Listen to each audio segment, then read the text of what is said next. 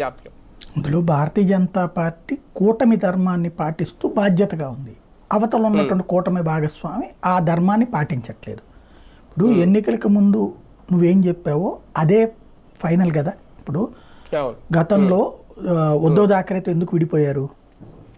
వాళ్ళిద్దరూ కూర్చుని అప్పుడు మాట్లాడుకున్నది ఏంటి, 144 సీట్లు 144 సీట్లు పోటీ చేయాలని.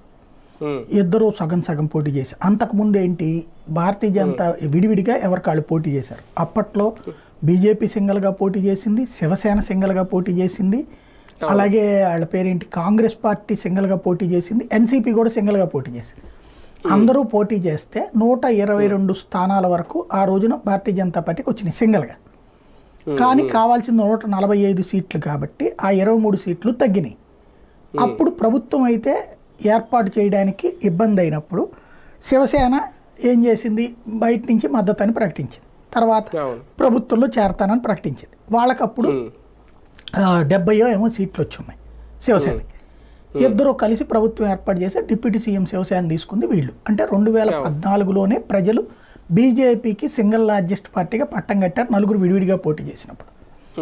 ఆ తర్వాత 2019 పార్లమెంట్ ఎన్నికలప్పుడు ఇద్దరు కలిసి పోటీ చేసినప్పుడు అత్యధిక విజయం పర్సంటేజ్ ఇద్దరికి కలిపి 96% 97% స్ట్రైక్ రేట్ వచ్చింది అక్కడ.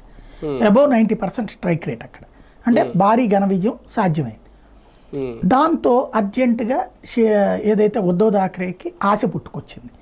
ఏంటది, ఇది బీజేపీ గెలుస్తోంది నన్ను చూసి అనేసి ఒకటి. రెండవది, బీజేపీ ఎదుగుదల ఒకప్పుడు వాళ్ళ నాన్న ఓ 30